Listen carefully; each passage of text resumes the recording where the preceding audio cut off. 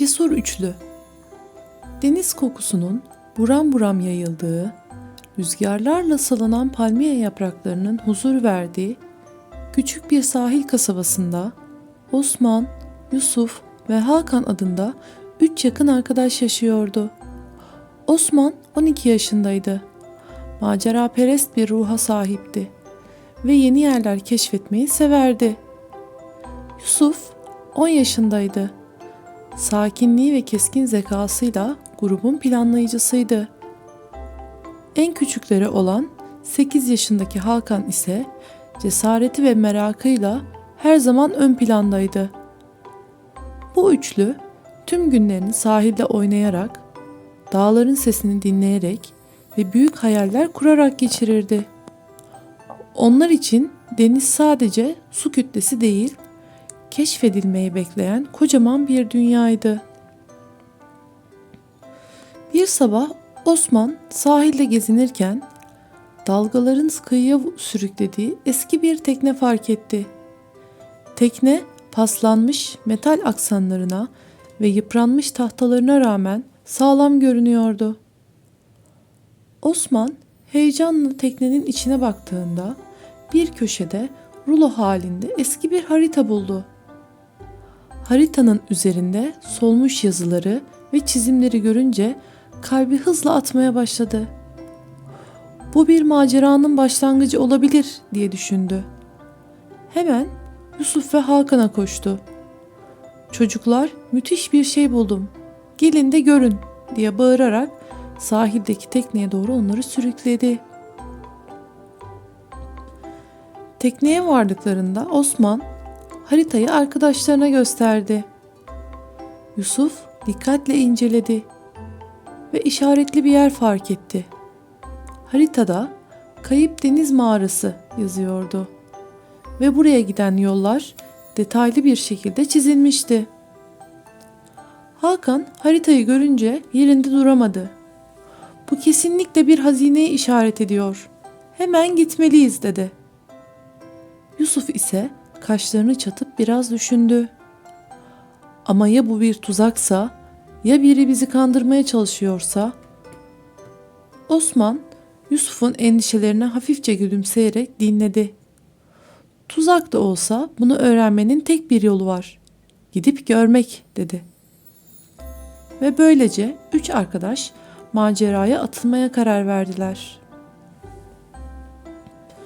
Tekne oldukça eski ve hasarlıydı. Ama 3 arkadaş bunu tamir edebileceklerinden eminlerdi. Yusuf, kasabanın hurdalığında bulduğu sağlam iplerle yelkeni tamir etti. Osman, babasının marangoz takımından ödünç aldığı çiviler ve çekiçle tahtaları güçlendirdi. Hakan ise motoru çalıştırmak için babasının tamir çantasından birkaç vida ve anahtar aldı. Gün boyunca harıl harıl çalıştılar. Her biri kendi işini yaparken bir yandan da planlar kuruyor, mağarada bulacakları hazinenin hayalini kuruyordu. Saatler süren çabanın sonunda tekne denize açılmaya hazırdı. 3 arkadaş birbirlerine heyecanla bakarak "Yarın büyük gün" diye haykırdılar. Hepsi birbirinden fazla heyecanlıydı. Sabahın ilk ışıklarıyla birlikte 3 arkadaş teknelerine atladılar. Haritayı dikkatlice inceleyerek yol alıyorlardı. Deniz başlangıçta sakin görünüyordu. Ancak ilerledikçe dalgalar yükselmeye başladı. Birden teknelerinin önünde devasa bir yunus belirdi. Yunus suyun üzerinde zarif hareketlerle sıçrayarak adeta onlara rehberlik ediyordu. Hakan sevinçle "Bakın, o bizi yönlendiriyor" dedi. Yunus bir süre teknenin önünde yüzdükten sonra onları haritadaki işaretli adaya götürmüş gibi görünüyordu. 3 arkadaş bu olağanüstü yaratığa hayranlıkla baktılar ve onun peşinden adaya ulaştılar. Adada kısa bir yürüyüşün ardından haritanın işaret ettiği mağarayı buldular. Mağaranın girişinden yayılan mavi ışık içeride bir şeylerin parladığını gösteriyordu. Üç arkadaş heyecanla içeri girdiler ve bir anda kendilerini kristallerle dolu bir odanın içinde buldular. Duvarlar ve tavan güneş ışığıyla parlayan renkli kristallerle kaplıydı. Yusuf bir kristalin içine sıkışmış gibi görünen eski bir mesaj fark etti. Mesajı dikkatlice okuyunca gerçek hazine dostluk ve cesarettir yazdığını gördü. Bu mesajla hepsi gülümseyerek birbirlerine baktılar. Osman, hazine bulamasak da bu yeterince güzel bir ödül dedi. Tam mağaradan çıkmak üzereyken arka taraftan gelen bir çatırtı sesiyle irkildiler. Büyük, korkutucu bir deniz yengeci onlara doğru yaklaşıyordu. Yengecin kıskaçları tehditkar bir şekilde hareket ediyordu. Hakan yere düşen bir dal parçasını fark etti ve hiç düşünmeden dalı yengece doğru fırlattı. Yengeç bir an duraksadı. Bu fırsatı değerlendiren Yusuf ve Osman mağaradan koşarak dışarıya çıktılar. Hakan da son anda onlara katılarak hızla tekneye yöneldiler.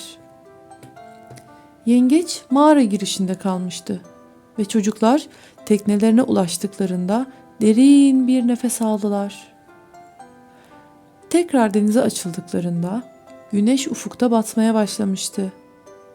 Üç arkadaş mağarada yaşadıklarını birbirlerine heyecanla anlatıyorlardı. Yusuf gülerek, "Bence asıl hazine bu macerayı birlikte yaşamamızdı," dedi. Osman başını sallayarak, "Evet, bu kesinlikle unutulmaz bir deneyim oldu," dedi. Hakan ise, "Ama yengeç bayağı korkutucuydu," diyerek kahkahalar attı. Tekne dalgalarla hafifçe sallanırken hepsi bu maceranın tatlı yorgunluğunu hissediyordu. Kasabaya geri döndüklerinde bu macera sayesinde dostluklarını daha da güçlendirdiğini biliyorlardı. Onlar için gerçek hazine sadece kristaller ya da haritalar değil, birlikte geçirdikleri zamandı. Ertesi gün ve ondan sonraki günlerde de yeni maceralara aramak için tekrar yola çıktılar. Kayıp Deniz Mağarası sadece bir başlangıçtı. Kim bilir, belki bir gün gerçek bir hazine bulacaklardı. Ama o zamana kadar dostlukları onların en büyük hazinesi olarak kalmaya devam edecekti.